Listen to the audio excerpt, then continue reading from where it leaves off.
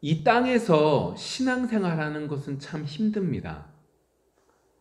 예수님으로 인해서 우리가 새 생명을 얻었고 자유함을 누렸지만 현실이라는 것 속에서 밀려오는 여러 가지 일들 때문에 우리는 힘이 들 때가 더러 많습니다. 분명히 하나님의 은혜인 걸 알아요. 그리고 하나님께 감사하죠. 그리고 그 속에서 은혜 주신 것, 내가 아무것도 할 수 없는 존재구나 라는 것을 깨닫고 한 걸음 한 걸음 신앙생활을 하는 것도 분명한 사실인데, 그 속에서도 힘들다라고 하는 것도 분명한 사실이라는 거죠. 그럼 우리는 어떻게 해야 돼요? 분명히 지금까지 모든 것들이 하나님의 은혜입니다. 그 은혜 속에서도, 그러한 고백을 하는 것 속에서도 힘든 것을 느끼는 우리, 되게 이율배반적이지 않습니까? 좋습니다 하면서도 힘듭니다 라고 말하는 이 두 가지가 우리 속에 있다는 거죠. 이 상황 속에서 우리는 어떻게 해야 될까요? 이런 고민 없으십니까? 하나님이 주신 은혜인 거 분명히 알아요. 너무너무 감사해요. 그런데 내가 지금 겪고 있는 이 모든 것들이 너무나 힘들다, 너무나 지친다. 이 두 가지가 공존하는 게 우리인 것 같습니다. 어떻게 해야 될까? 어떻게 해야 될까? 오늘 우리가 보고 있는 이 제목의 말씀이 그것의 답변입니다. 제목처럼 뭐 해야 돼요? 하나님께 세임 달라고 해야죠. 왜 우리가 이렇게 힘들지? 정말로 지치네? 하고 멈추는 것이 아니라 이 모든 것들이 하나님의 은혜구나 라는 것을 깨닫고 어떻게 해요? 하나님을 더욱더 부르짖으며 하나님께 더욱더 나아가며 한 걸음 한 걸음 나아가야 되죠. 하나님이 주신 새 힘을 가지며 살아가야 되죠. 그런 면에서 오늘 사무엘상 1장을 다뤄보고자 합니다. 단순하게 우리가 한나처럼 기도하면 됩니다 라고 하는 부분으로 말하고 싶은 것이 아닙니다. 그것을 벗어나서 우리에게 새 힘을 주시는 이유가 어디에 있는가 라고 하는 것을 분별하기를 원한다는 겁니다. 단순하게 내가 기도를 열심히 했기 때문에 하나님이 은혜를 주신 것이 아니라, 하나님이 우리가 그 여러 가지 일들 속에서 왜 하나님이 나에게 새 힘을 주시는가 라고 하는 부분들을 제대로 판가름하자라고 하는 거죠. 우리가 오늘 살펴보고 있는 이 사무엘 상하 말씀은 사사시대라고 하는 시대의 말기와 왕이 들어서는 왕정시대의 시작점, 이 중간에 위치하고 있는 역사들을 다루고 있습니다. 그러니까 마지막 사사로서, 그리고 이스라엘의 두 번째 왕 다윗 왕의 이야기들까지 이제 쭉 기록되어져 있는 것이 사무엘상하죠. 근데 우리가 좀 보셔야 될 것은 이러한 사무엘상하 앞에 있었던 성경 사사기서와 룻기의 말씀들을 좀 기억하셔야 됩니다.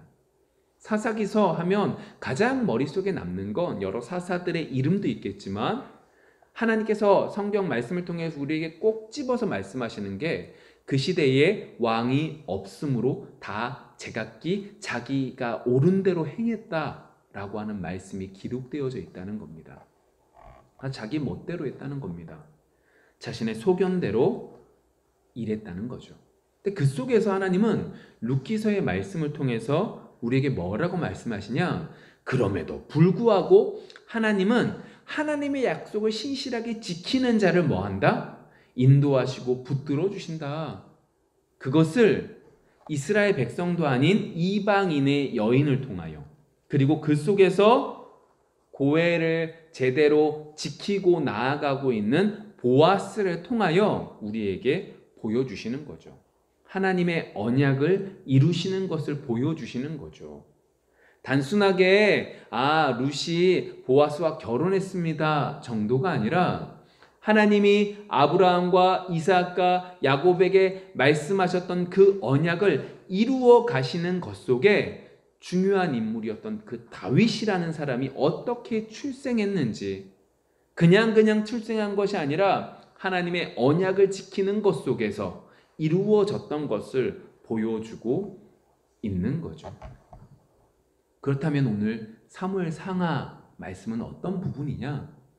또 그러한 것들 속에 자신의 소견대로 나갔지만 하나님의 언약을 지켜나갔던 사람들 속에 하나님은 언약을 신실하게 이루셨는데, 이 사사기와 왕정의 중간기 시기 속에 중요한 인물이었던 이 마지막 사사와 그리고 왕을 세우고 왕정이 제대로 되어갈 수 있도록 도와주었던 이 사무엘이라고 하는 인물이 어떻게 출생되어지는지가 오늘 성경 본문 속에 나타나죠. 그리고 그 속에서 하나님이 언약을 어떻게 이루시는지를 보여주고 있습니다.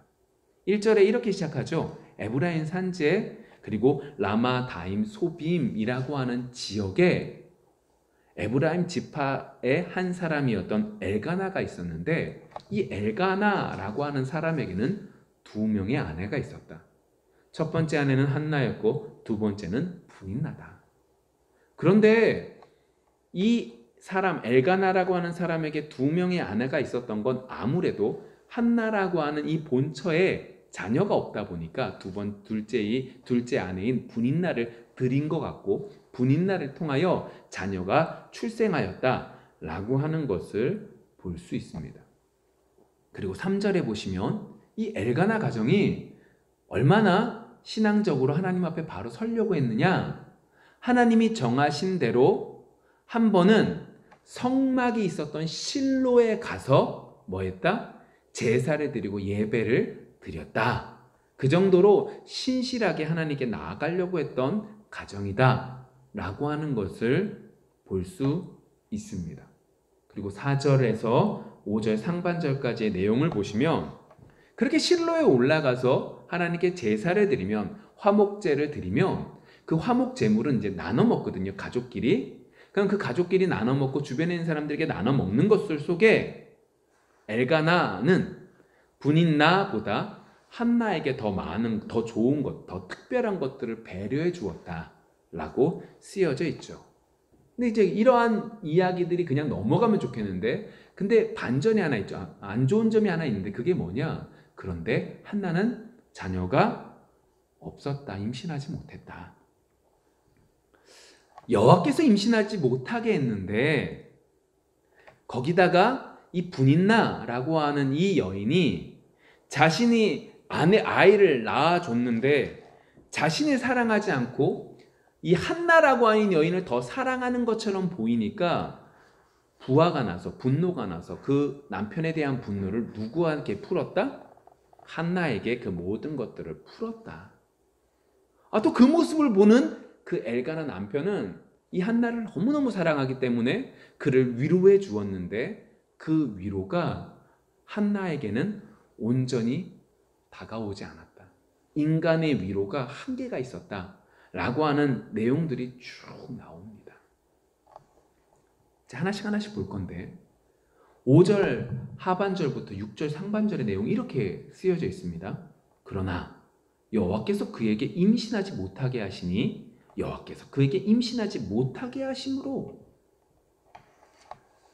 분명하게 5절에서 6절 그 어간 사이에 하나님께서 한나에게 임신하지 못하게 하셨다라고 말을 합니다. 6절에 있는 이 말씀들을 직역하면 이러한 뜻이랍니다. 그녀의 태를 닫았기 때문에. 다시 말하면 그가 임신하지 못한 이유는 누구 때문이다? 하나님께서 계획이 있으셔서 그녀의 태를 닫으셨고 그것으로 인하여 임신하지 못했습니다 라고 기록되어져 있다는 거죠. 하나님의 뜻이 있답니다. 하나님의 계획이 있으시답니다. 근데 그 계획이, 그 뜻이 그 시대적인 상황 속에서는 최악의 방법을 사용하고 있습니다. 고대 사회, 우리나라도 마찬가지인데, 이 이스라엘에서도 여인이 자녀를 못 낳으면 그것을 가장 큰 수치로 여기던 시대입니다. 그런데 하나님의 큰 계획은 그 한나라고 하는 여인에게 어떤 거요? 큰 수치를 주시는 것이 뭐다? 하나님의 계획이었다라고 말하고 있는 거죠. 거기다가 남편의 사랑을 일방적으로 다 뺏기고 있는 분인나 입장에서는 얼마나 부화가 나요. 아니, 그 시대의 상으로 따지면 나는 복받은 여인이고 이 여인은 복받지 못한 여인인데 내 남편은 누구를 사랑하는 거예요? 복받지 못하는 여인을 사랑하니 얼마나 미웠겠어요.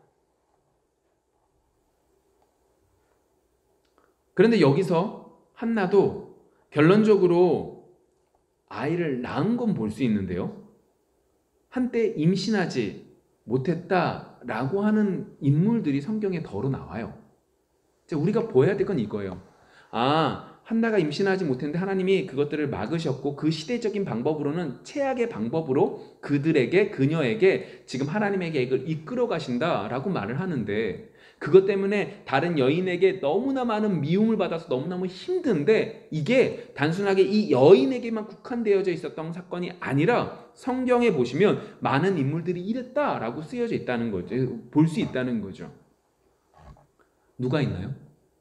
아브라함도 있었습니다.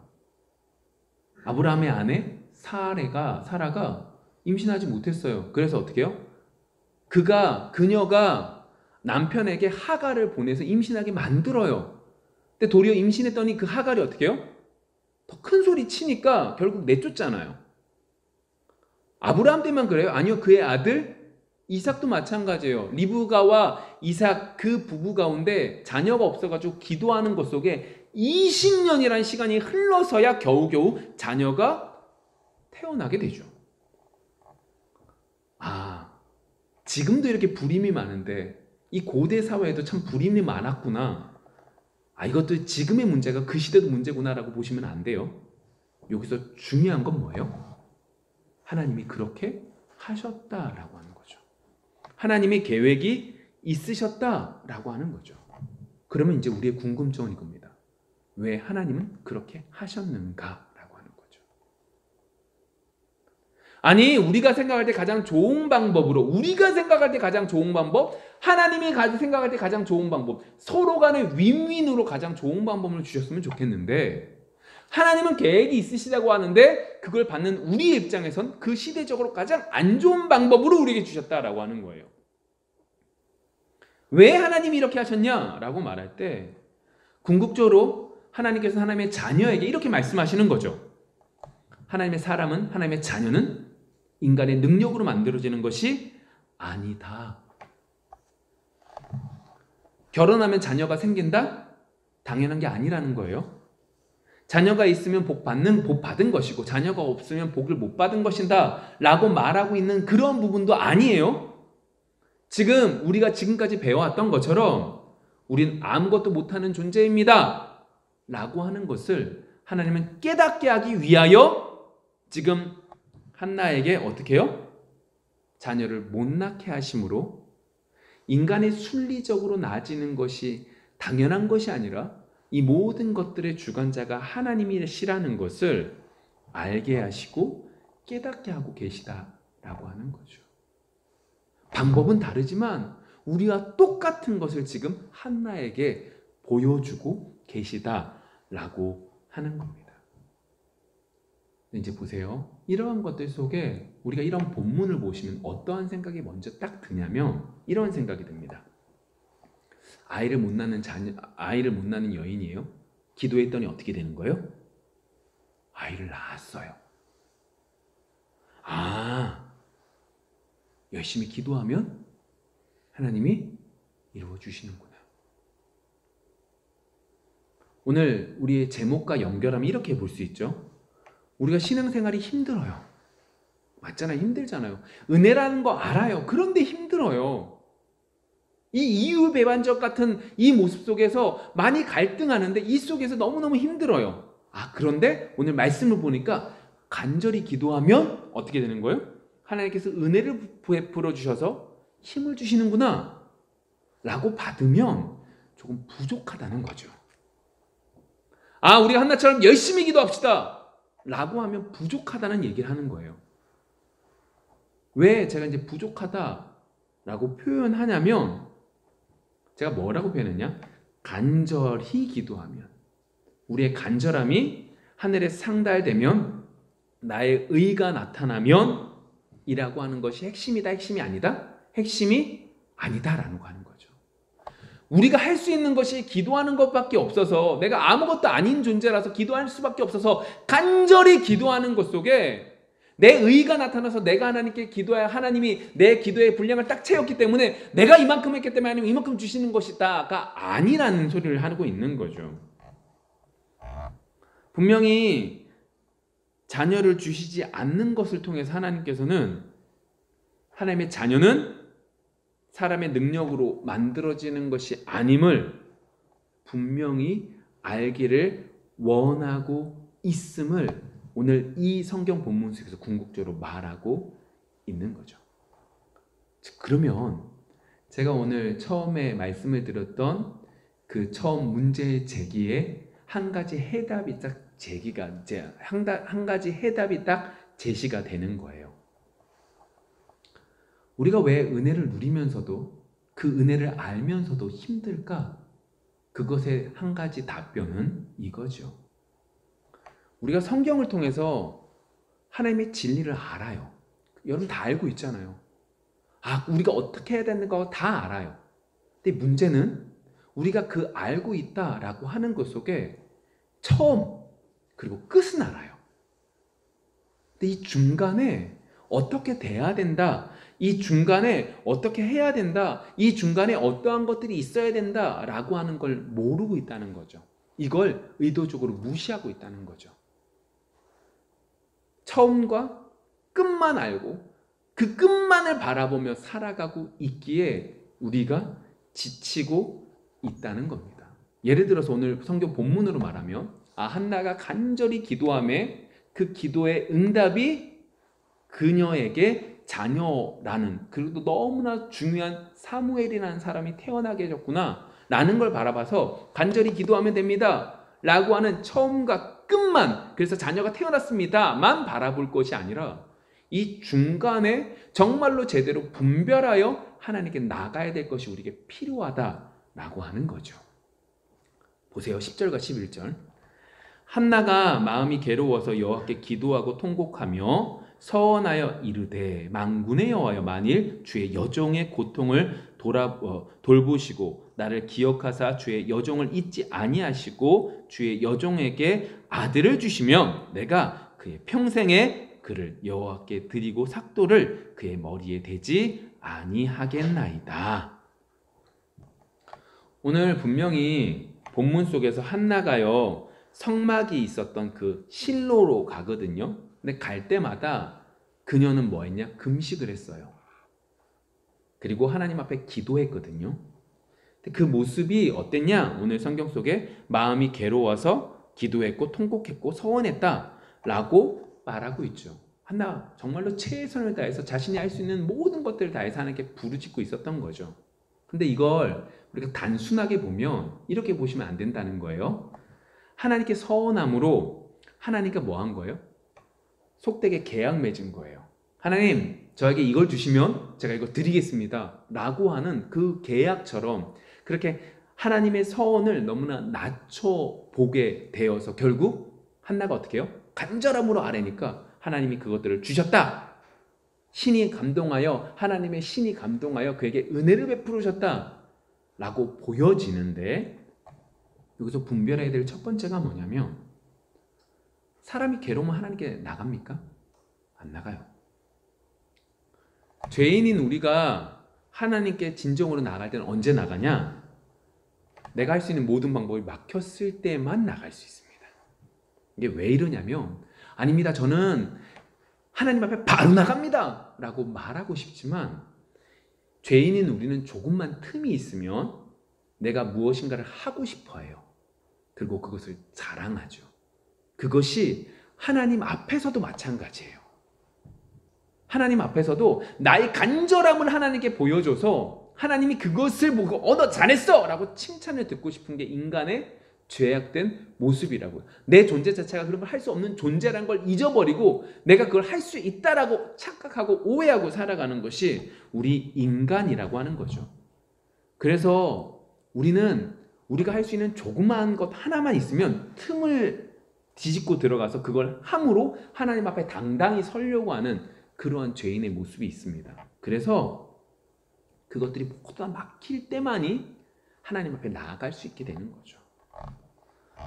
그런 면에서 한나의 모습을 보시면 한나가 통곡하고 서원하는 부분이 자신의 의를 드러내고 있는 부분으로 보이시냐라고 하는 거예요.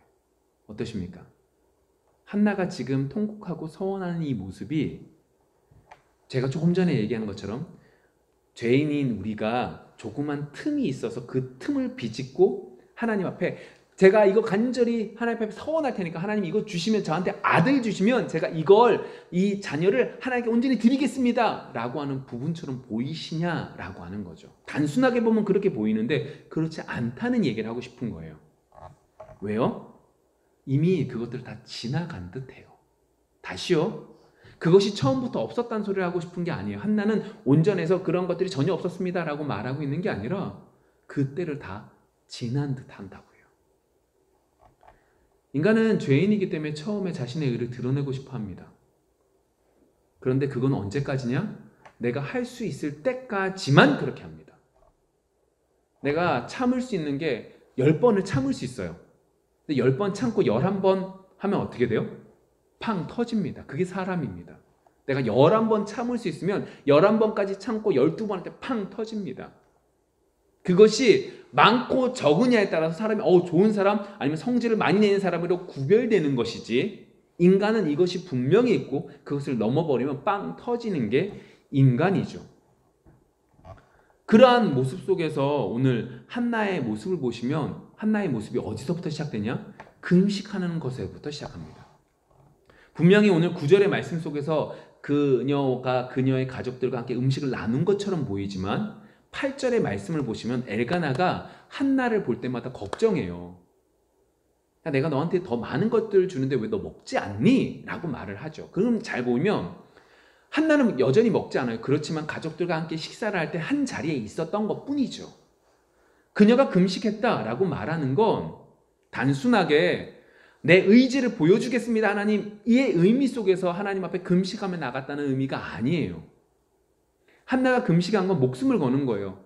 왜요? 나에게 있어서 이 분인나가 나를 너무나 많이 힘들게 하거든요. 안 그래도 나에게 자녀가 없다라고 하는 것이 나에게 언제나 상처가 되어서 뭐만 봐도 내 남편이 뭐라고만 얘기해도 내가 자녀가 없어서 그렇구나 라는 말로 상처를 받고 있는데, 분인나까지 나를 너무나 괴롭히는 이 가운데 너무너무 괴로워서 금식을 하고 있는데, 이 금식이 처음에는 분명히 이게 있었죠.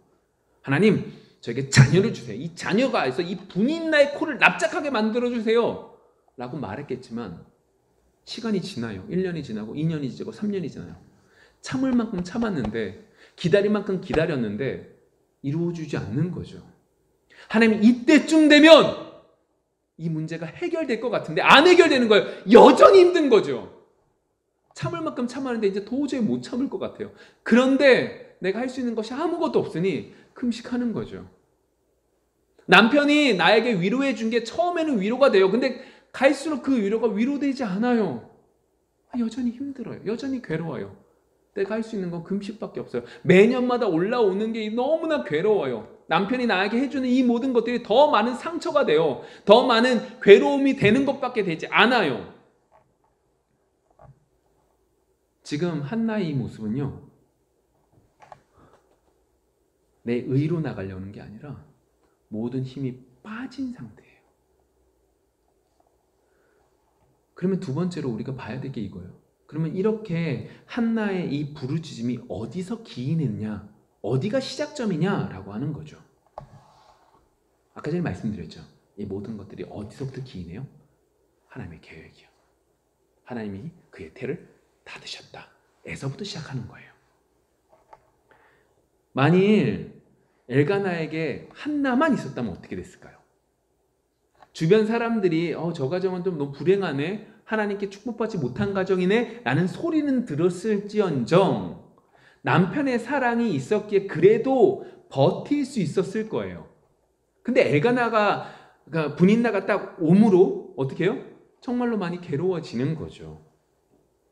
만약 분인나가 있었는데 이 분인나가 한나의 마음을 격동시키지 않았다면 한나가 이렇게까지 갔을까요? 심지어 지금 간절한 마음속에서 나시린의 서원 역시도 그녀는 하지 않았을 거예요. 그런데 하나님께서 그 모든 환경을 딱 멈추게 하셨어요. 그녀의 마음이 괴로워지고 그의 시간들 속에서 그의 의가 점점 빠져나가요. 이제는 도저히 내가 할 수 있는 게 아무것도 없는 거죠. 두 손 두 발 들 수밖에 없어요. 내가 할 수 있는 게 금식하면서 하나님께 매달리는 시간밖에 없어요. 남편의 입장에서는 이 우리 가정 속에서는 하나님 앞에 신실함으로 드러나는 귀한 예배 드리는 시간이지만 나에게는 괴로움이 너무나 심해지는 시간일 수밖에 없는 거예요. 그래서 내가 금식하지 않으면 내가 버틸 수 없게 되는 거죠. 그 속에서 이제 서원까지 하는 거예요. 근데 그러한 것들 속에 하나님은 결국 누구를 준비하세요? 사무엘을 준비하고 계시는 거죠. 그의 부모를 준비시키심으로 사무엘이 더욱더 올바로 나아갈 수 있는 시작점을 만들어 주는 거죠. 그리고 11절에 서원합니다. 이렇게 쓰여져 있습니다. 서원하여 이르되 만군의 여호와여 만일 주의 여종의 고통을 돌보시고 나를 기억하사 주의 여종을 잊지 아니하시고 주의 여종에게 아들을 주시면 내가 그의 평생에 그를 여호와께 드리고 삭도를 그의 머리에 대지 아니하겠나이다.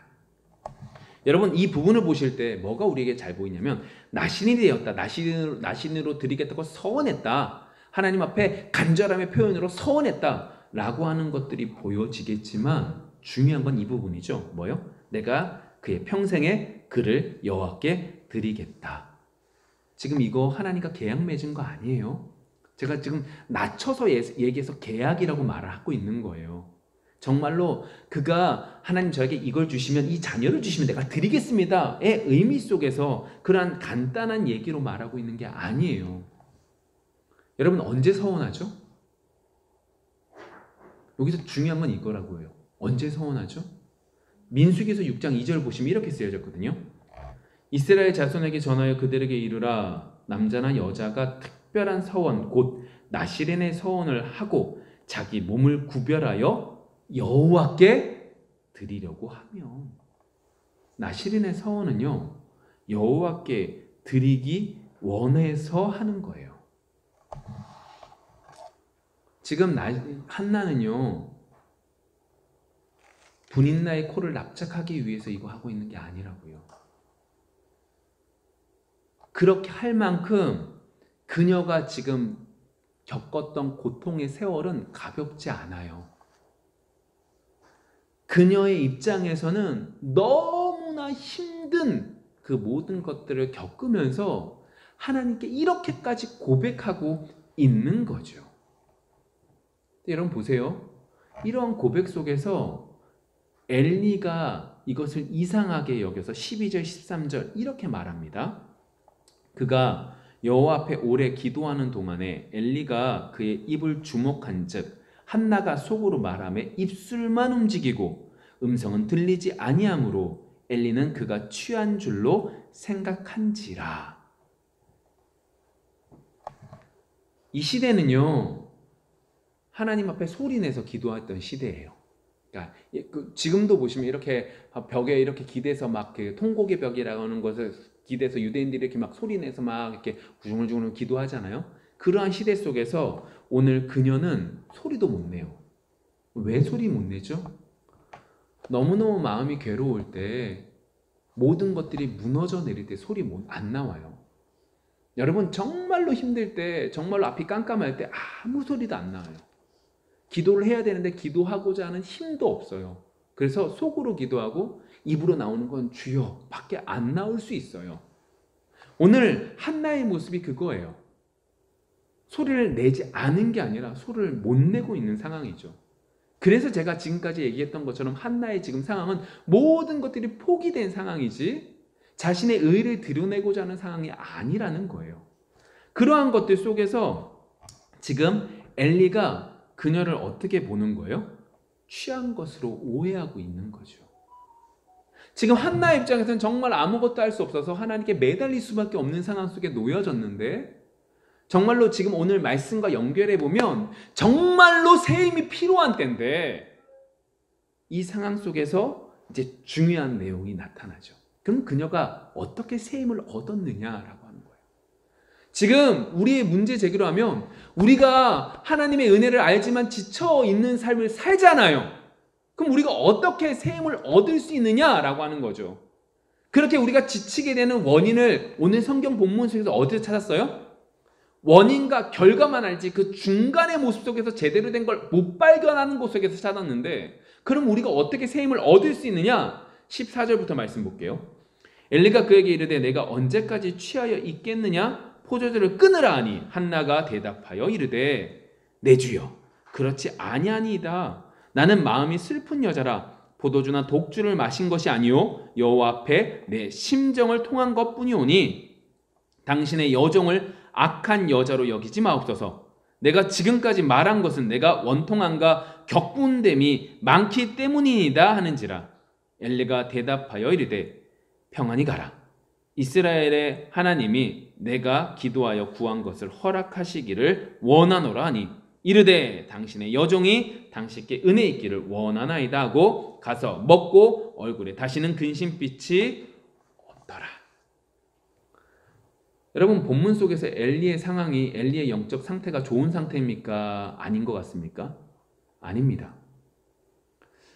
그런데 좀 다른 본문이 오늘 본문과는 좀 다르지만, 이러한 엘리, 영적인 지도자의 모습 속에서 영적인 상태가 좋지 않으면 엘리 자신뿐만 아니라 주변에 있는 사람들에게 더 큰 상처를 준다라고 하는 것을 볼 수 있죠.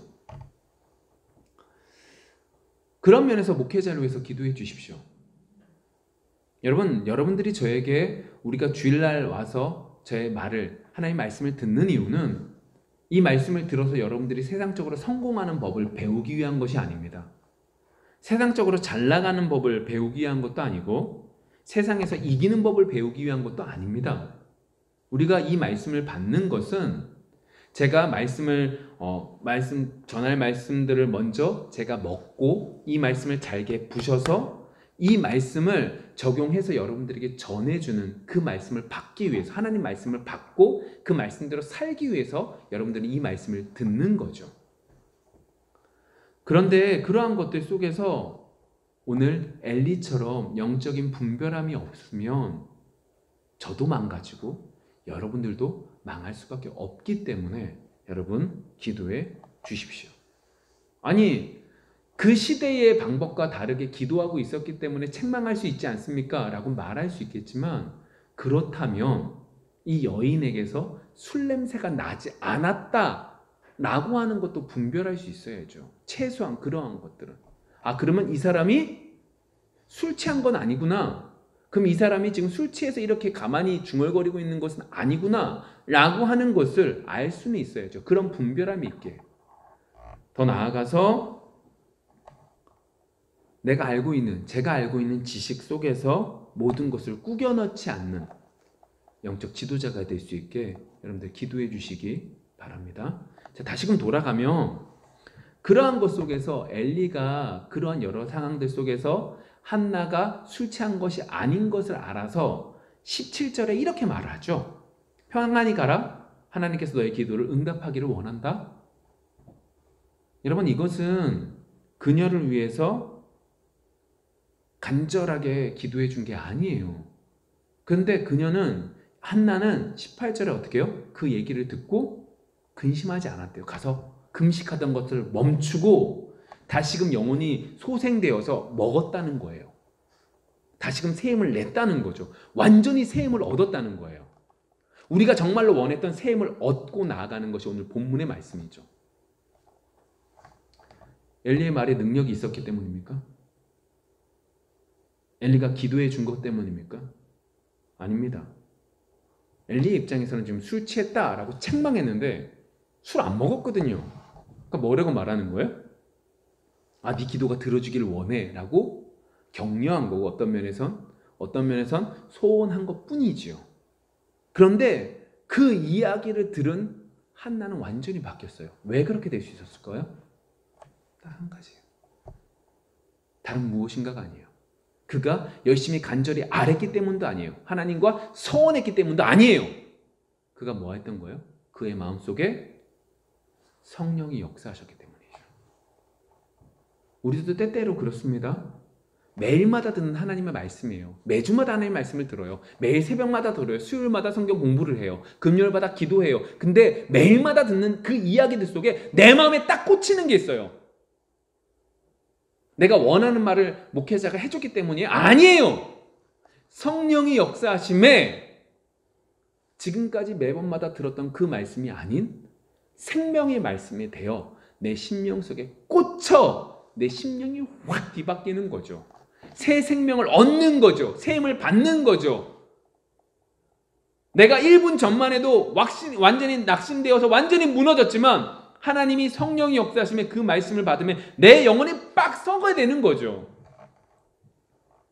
지금 한나가 딱 그 상황인 거예요.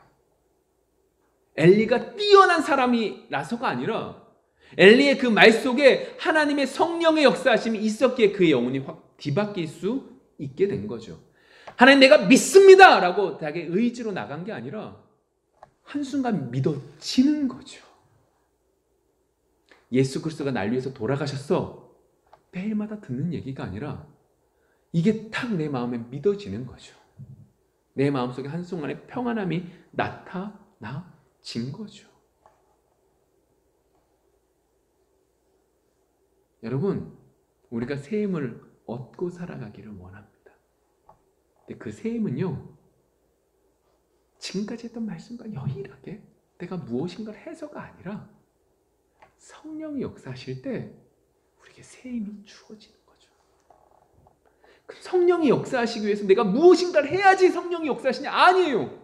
그래도 내가 할 수 있는 것은 간절하게 내 모든 것들을 내어놓을 수밖에 없고 있는 모습 그대로 하나님께 나아갈 수밖에 없는 거죠.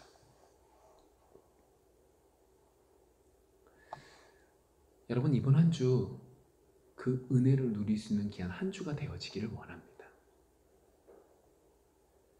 마지막으로 제 고백을 하면서 끝냈으면 좋겠어요. 제가 요즘에 이제 기도할 때 하나님 이 빈자리를 채워주세요.